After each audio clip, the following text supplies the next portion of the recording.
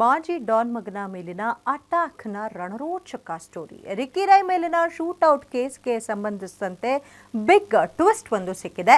ಈ ಅಟ್ಯಾಕ್ಗೂ ರಿಕ್ಕಿ ರೈ ಮನೆ ಕೆಲಸದವ್ರಿಗೂ ಏನಾದರೂ ಲಿಂಕ್ ಇದೆಯಾ? ಈ ಬಗ್ಗೆ ಕಂಪ್ಲೀಟ್ ಡೀಟೇಲ್ಸ್ ನೋಡಿ. ಮಾಜಿ ಡಾನ್ ಮಗನ ಮೇಲೆ shootout case. Ricky Rai case ತನಿಖೆ ತೀವ್ರಗೊಳಿಸಿದ ಖಾಕಿ ಟೀಮ್.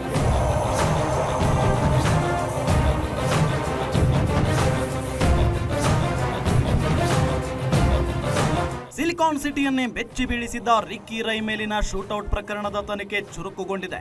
ಫೈರ್ ಮಾಡಿದ ಶೂಟರ್ ಪತ್ತೆಗೆ ಬೆನ್ನು ಬಿದ್ದಿರುವ ಪೊಲೀಸರು ಸ್ಥಳದ ಟವರ್ ಲೊಕೇಶನ್ ಡಂಪ್ ತೆಗೆದು ಪರಿಶೀಲನೆ ನಡೆಸಿದ್ದಾರೆ. ಸ್ಥಳೀಯ ಸುತ್ತಮುತ್ತಲಿನ ಮೊಬೈಲ್ ಸಿಡಿಆರ್ ಡಂಪ್ ತೆಗೆದು ಇನ್ಕಮಿಂಗ್ ಹಾಗೂ ಔಟ್ ಗೋಯಿಂಗ್ ಕಾಲ್ಗಳ ತನಿಖೆ ಕೈಗೊಂಡಿದ್ದಾರೆ. ಘಟನೆ ವೇಳೆ ಸ್ಥಳದಲ್ಲಿದ್ದ ಮೊಬೈಲ್ ನೆಟ್ವರ್ಕ್ ಟವರ್ ಡಂಪ್ ಕೂಡ ಪರಿಶೀಲನೆ ನಡೆದಿದೆ.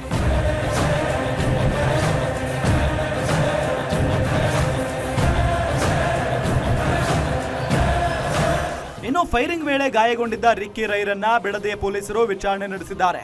ನಗರದ HAL ರಸ್ತೆಯ ಖಾಸಗಿ ಆಸ್ಪತ್ರೆಯಲ್ಲಿ ವಿಚಾರಣೆ ಮಾಡಿದ ಪೊಲೀಸರು ರಿಕ್ಕಿ ರೈ ಹೇಳಿಕೆ ಪಡೆದಿದ್ದಾರೆ.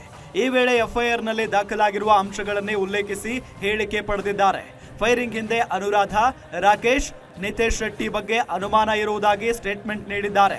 ಇದರ ಜೊತೆಗೆ ಇಂದು ಬಿಡದಿಯ ರಿಕ್ಕಿ ರೈ ಮನೆಗೆ ಬಿಡದಿ ಪೊಲೀಸರು ಎಂಟ್ರಿ ಕೊಟ್ಟಿದ್ದು ಮನೆಯ ಕೆಲಸಗಾರರು, ಅಡುಗೆ ಭಟ್ಟರು, 5-6 ಅಂಗರಕ್ಷಕರು ಹಾಗೂ ಸಿಬ್ಬಂದಿಯನ್ನ ವಿಚಾರಣೆ ನಡೆಸಿ ಹೇಳಿಕೆ ಪಡೆದಿದ್ದಾರೆ.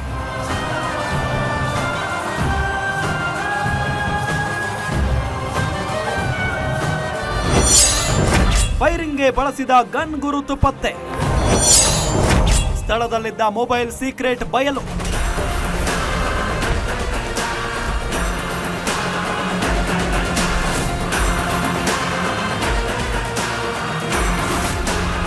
FSL ಮತ್ತು ಪೊಲೀಸರ ತನಿಖೆಯಿಂದ ಗನ್ ಗುರುತು ಪತ್ತೆಯಾಗಿದೆ. ರಿಕ್ಕಿ ರೈ ಶೂಟ್ಔಟ್ ವೇಳೆ 12 ಬೋರ್ ಶಾರ್ಟ್ ಗನ್ ಬಳಸಲಾಗಿದೆ ಅನ್ನೋ ವಿಚಾರ ಬೆಳಕಿಗೆ ಬಂದಿದೆ. ಸ್ಥಳದಲ್ಲಿ ಪತ್ತೆಯಾದ ಕಾಟ್ರೇಜ್ ಹಾಗೂ ಗುಂಡುಗಳ ಪರಿಶೀಲನೆ ವೇಳೆ 12 ಬೋರ್ ಶಾರ್ಟ್ ಗನ್ ಮೂಲಕ ಸುಮಾರು 50 ಮೀಟರ್ ಅಂತರದಿಂದ ಶೂಟ್ ಮಾಡಿರುವ ಸಾಧ್ಯತೆ ಇದೆ.